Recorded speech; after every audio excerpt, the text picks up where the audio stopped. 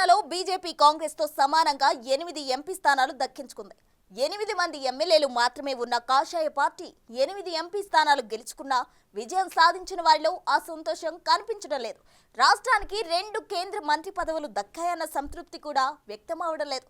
ఎంపీలుగా గెలిచిన ఇతర సీనియర్లు తమకు పదవులు దక్కలేదని అసంతృప్తితో రగిలిపోతున్నారట. ఎప్పుడూ ఆ 2 స్థానాల్లో గెలిచిన వారికి అవకాశం ఇస్తే తమ పరిస్థితి ఏంటని మిగిలిన ఆశావాహులు తెగ ఫీల్ అయిపోతున్నారట.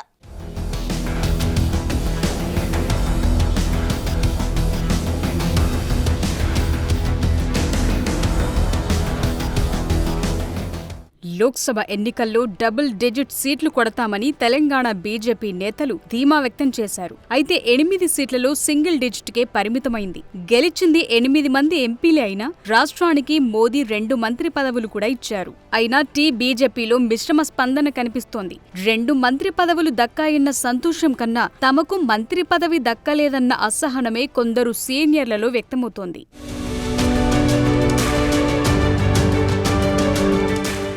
ఏపీలో పొత్తు లేకుండా బీజేపీకి సినిమా లేదని ఈ ఎన్నికలతో తేలిపోయింది. గత ఎన్నికల్లో ఏపీలో ఒంటరిగా పోటీ చేసిన బీజేపీ 1% ఓట్లు కూడా దక్కించుకోలేదు. ఈసారి 8 ఎమ్మెల్యే, 3 ఎంపీ స్థానాలు బీజేపీ ఖాతాలో చేరాయి. 2 తెలుగు రాష్ట్రాల నుంచి కేంద్ర మంత్రులుగా ప్రమాణ స్వీకారం చేసిన 5 కేంద్ర మంత్రుల్లో 3 బీజేపీ ఎంపీలున్నారు. సికింద్రాబాద్ ఎంపీగా రెండోసారి గెలిచిన కిషన్ రెడ్డి వరుసగా రెండోసారి మోదీ కేబినెట్లో చేరారు.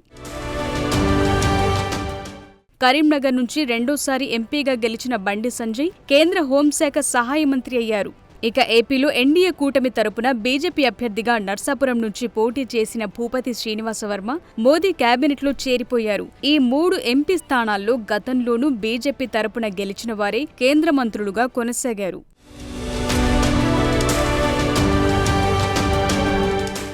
సికింద్రాబాద్ పార్లమెంటు నియోజకవర్గం నుంచి బండారు దత్తాత్రేయ 1999 ఎన్నికల్లో విజయం సాధించి నాటి వాజ్పేయి మంత్రివర్గంలో చోటు దక్కించుకున్నారు. 2014లోనూ సికింద్రాబాద్ నుంచే ఎంపీగా గెలిచి మోదీ కేబినెట్లో మంత్రి పదవి పొందారు.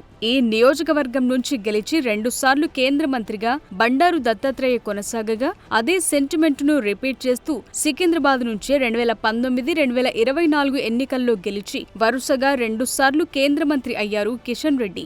సో సికింద్రాబాద్లో బీజేపీ అభ్యర్థిగా ఎవరు గెలిస్తే సెంటిమెంట్ ప్రకారం సెంట్రల్ మినిస్టర్ పక్కా అన్న సెంటిమెంట్ వచ్చింది.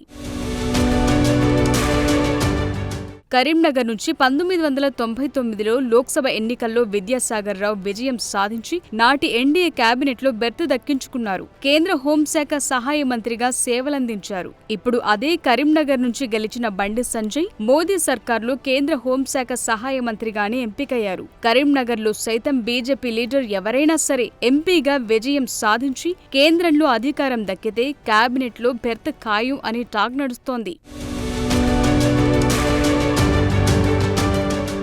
ఆంధ్రప్రదేశ్ బీజేపీలోనూ సేమ్ సెంటిమెంట్ కంటిన్యూ అయ్యింది. నర్సాపురం పార్లమెంటు నియోజకవర్గంలో ఎంపీగా గెలిచిన బీజేపీ అభ్యర్థికి మంత్రి పదవి వరించింది. 1999లో గెలిచిన సినీ యాక్టర్ కృష్ణంరాజు కేంద్ర మంత్రిగా పనిచేశారు. తాజాగా గెలిచిన బీజేపీ నేత భూపతిరాజు శ్రీనివాసవర్మకు కేబినెట్లో చోటు దక్కింది. ఇలా తెలుగు రాష్ట్రాల్లో గతంలో కేంద్ర మంత్రులుగా పనిచేసిన ఎంపీల నియోజకవర్గాల నుంచి గెలిచిన వారికి మోదీ 3.0 కేబినెట్లో చోటు దక్కడంతో ఆ నియోజకవర్గాలపై సెంటిమెంట్ పండిందని రాజకీయ విశ్లేషకులు అంటున్నారు.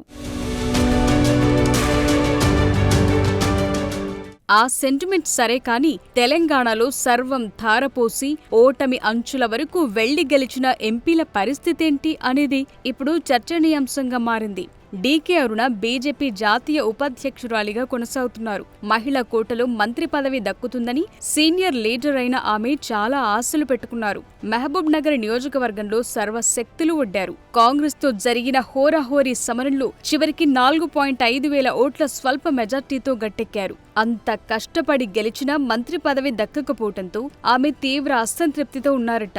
ఈటెల రాజేందర్ మల్కాజ్గిరిలో గెలిచినా మంత్రి పదవి దక్కకపోవడంతో షాక్ తిన్నారట. పోనీ పార్టీ రాష్ట్ర అధ్యక్ష బాధ్యతలైనా దక్కుతాయనుకుంటే దానిపై కూడా క్లారిటీ రావటం లేదు. అటు కేంద్ర మంత్రి పదవి దక్కలే, ఇటు అధ్యక్ష పదవి దక్కుతుందో లేదో తెలీదు. చేసేది లేక జై శ్రీరామ్ అనుకుంటూ అలా కానిచ్చేస్తున్నారు.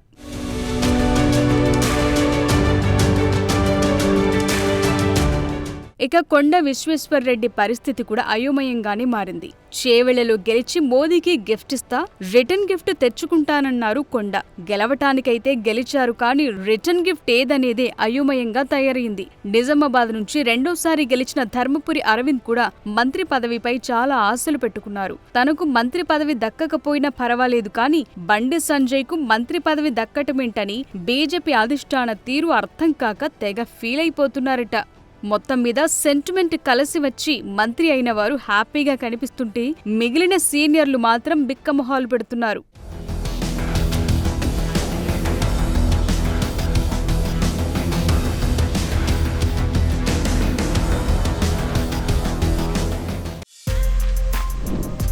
For more videos like this, subscribe Big TV channel.